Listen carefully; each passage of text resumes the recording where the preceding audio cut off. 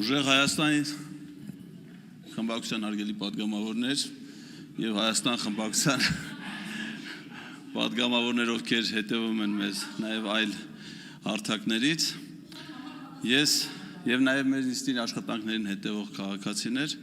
նախ մինչեւ իմ ելույթի բումբովանդակության անցնելը ուզում եմ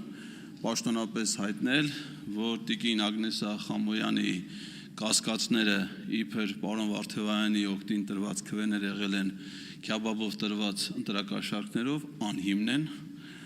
նման բան տեղի չի ունեցել, ընդ որում չի եղել քյաբաբի որևէ տեսակ ոչ տավարի, ոչ հավի, ոչ ռակի, եւ ասեմ ձեզ նաեւ, որ պարոն Վարդևայանի օգտին վստահ եմ, որ բոլոր պատգամավորները քվեարկել են սահմանադրությամբ իրենց սեփական խղճից եւ համոզմունքներից ելնելով, որի արդյունքում պարոն Վարդևանյանը մեր նախագահությունում նստած 4 պաշտոնյաներից միակն է, որը քվեներ է ստացել բոլոր խմբակցությունների պատգամավորներից եւ միակն է, որը ընտրվել է 0 դեմ 0 ձեռնպահ ձայների արդյունքում։ Հիմա գավիմ հիմնական թեմային։ Այս հանձնաժողովի նախագահի պաշտոնում առաջադրված թեկնածուն ես կարծում եմ, որ խոցելի է շատ առումներով։ Բայց իր եւ բացարձակապես իմ կարծիքով չի համապատասխանում այդ պաշտոնին ներկայացվող պահանջներին։ Բայց նրա ելույթը լսելուց ես հասկացա, որ նրա թեկնածությունը ոչ միայն խոցելի է, այլ վտանգավոր։ Սպառնալիք Հայաստանի Հանրապետության անվտանգության համար։ Եվ եթե նա միայն մենակ լիներ իր այդ կարծիքի հետ, կարող ենք մտածել, որ դա անհատական սպառնալիք է։ Բայց քանի որ նրա ներկայացրած մոտեցումները համընկնում են նաև Հայաստանի վարչապետի, կառավարության շատ, կարելի ասել բոլոր պաշտոնյաների, մեծ թվով պատգամավորների տեսակետների հետ, այս սպառնալիքը դառնում է չափազանց տեսանելի եւ վտանգավոր մեր պետականության համար։ Ինչու՞ է այդ սպառնալիքը։ Տիկին Ջուլհակյանը ասաց, նախինքն ընդգրկված է նոր սահմանադրության մշակման հանձնաժողովում, որի սկզբանե սահմանադրության փոփոխությունների հանձնաժողով պետք է լիներ։ Նախ հասկանալի չի, թե օրենսդիր իշխանության ներկայացուցիչը ինչի է ընդգրկված վարչապետի որոշումով ստեղծված գործադիր իշխանության մարմնի աշխատանքներին, երբ որ գործադիրը կարող էր այդ ֆունկցիան իրականացնել եւ բերել պարլամենտ եւ ինքը իր մոտեցումները, տեսակետները հայտնել պարլամենտում։ Սա մի վիճահարույց է, չասեմ անձնական սուբյեկտիվ գործոններ, որ ինքը աշխատել է իրավունքի Եվրոպա կազմակերպությունում, որի նախագահը այդ հանձնաժողովի անդամ է, նրա կինը, որը հիմա է ղեկավարում այդ կազմակերպությունը, այդ հանձնաժողովում փորձագիտական խմբի անդամ է եղել եւ այլն, շարունակեմ չհասնեմ ՍԴ, դատվում եմ դրա համար։ Հիմա գանք բովանդակությանը։ Նա պատասխանելով Տիկին Գրիգորյանի հարցին ասաց, որ նախագիծը, որ այս պահին քննարկում է հանձնաժողովում, չունի հղում Հայաստանի անկախության հռչակագրին։ Ինչ է սա նշանակում, որ անգամ եթե կա նման մտադրություն, սա սպառնալիք է պետության գոյության համար։ Մեր մարմինը, որտեղ մենք ներկայացված ենք որպես պատգամավորներ, մենք կոչվում ենք Հայաստանի Հանրապետության ազգային ժողովի պատգամավորներ։ Հայաստանի Հանրապետությունը դա վերացական հասկացություն չի։ Դա պետական կազմավորում է, որը ստեղծվել է 1990 թվականի օգոստոսի 23-ի անկախության հռչակագրով։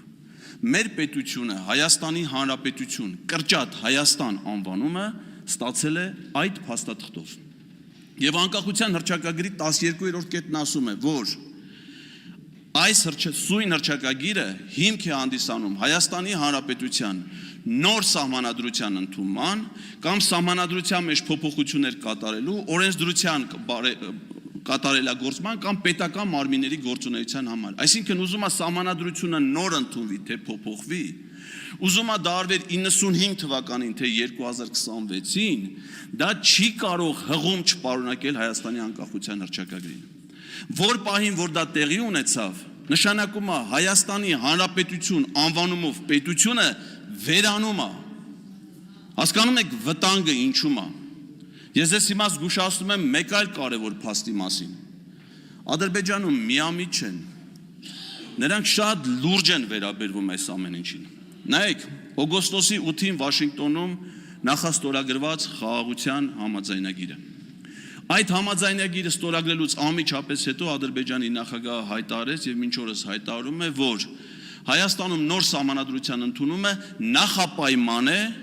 այդ խաղաղության պայմանագրի ստորագրման համար։ Եվ ասաց, որ դա Հայաստանի տնային աշխատանքն է, երբ որ այդ աշխատանքը կկատարեն, այդ փոփոխությունը կլինի, նոր կստորագրվի պայմանագիր։ Այսինքն նախաստորագրված պայմանագիրը, որը միջազգային պայմանագրերի մասին Հայաստանի Հանրապետության օրենքով չունի բացարձակապես ոչ մի իրավաբանական արժեք ու նշանակություն, այլ ընդամենը սահմանում է ընդհանուր նորմեր հետագա բանակցությունների եւ փաստաթղթի վերջնականացման համար։ Սա դարձրել է քաղաքացիական պայմանագիր կուսակցությունը շապիկի գրառում,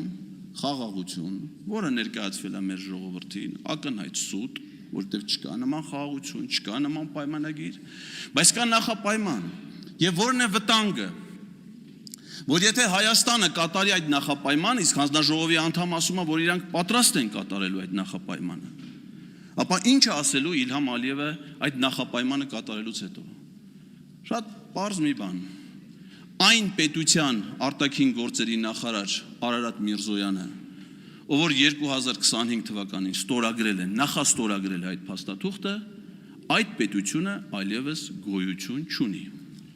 Հետևաբար նրա հետ այլևս ոչ մի նոր պայմանագիր կնքելու անհրաժեշտություն չկա։ Իսկ ինչ է լինում, երբ որ հայկական պետական կազմավորումը վերանում է, մենք այս իշխանությունների գործողությունների հետևանքով իրենց պաշտոնավարման շրջանում տեսել ենք 2023 թվականին, երբ վերացավ փաստացի Արցախի Հանրապետություն պետական կազմավորումը։ Ինչ եղավ դրանից հետո, այդ տարածքների վրա հաստատվեց ադրբեջանական իշխանություն եւ բռնի տեղահանվեց այնտեղ բնակվող ողջ հայ բնակչությունը բացառապես էթնիկ պատկանելիության ձգտումով։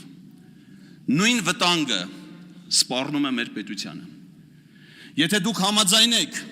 ադրբեջանական այդ պայմանին եւ վերացնեք անկախության հռչակագիրը, որի մի փորձը կատարվեց 24 թվականին Հայաստանի եւ Ադրբեջանի սահմանային հանձնաժողովների կանոնակարգի վավերացման գործընթացում, ինչ Ադրբեջանին չգոհացրեց, ասաց, ոչ, չեք խափի դուք մեզ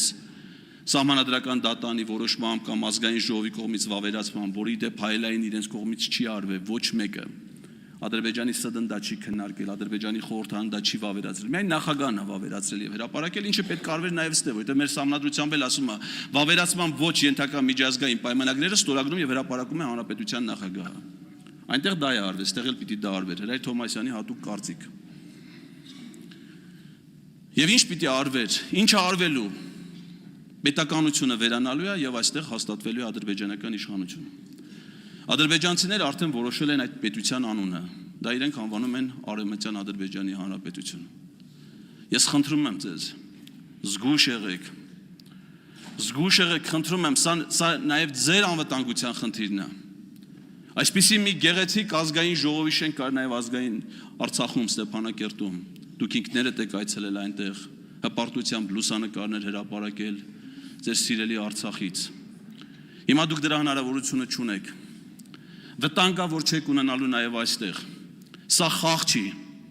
Պետության ճակատագիրը խաղ չի։ Ադրբեջանը բարեկամաբար տրամադրված չի մեր պետության հանդեպ։ Նրանք շարունակում են թշնամաբար տրամադրվել մեր երկրի հանդեպ։ Թուրքիան Հայաստանի հետ բարեդրացիական հարաբերություններ հաստատելու մտադրություն չունի։ Թուրքիայի իրական մտադրության մասին խոսել է Հայաստանի վարչապետ Նիկոլ Փաշինյանը 20 թվականի պատերազմի ժամանակ։ Երբ որ ասել է, որ սա միայն մեր պատերազմը չի Ադրբեջանի հետ, սա մեր պատերազմն է նաև Թուրքիայի հետ, Թուրքիան ցանկանում է վերադառնալ այս տարածաշրջան եւ իրականացնել իր 100-ամյա մտադրությունը, բնաջնջել հայ ժողովրդին եւ վերացնել հայկական պետականությունը։ Բառացի չեմ ցիտում, բայց խոսքերի իմաստը դա էր։ Ես կարծում եմ, որ այդ պատերազմի պահին, որտեղ կար նաև հուզմունք, որտեղ կար նաև պրագմատիկ որոշակի դատողություններ, հավանաբար Նիկոլ Փաշինյանը չէր սխալվում։ Ես կարծում եմ, որ առիթ չունեմ մտածելու, որ Թուրքիան եւ Ադրբեջանը փոխել են իրենց մտադրությունը։ Սպառնալիք է ձեր պաշտոնավարումը մեր պետության համար։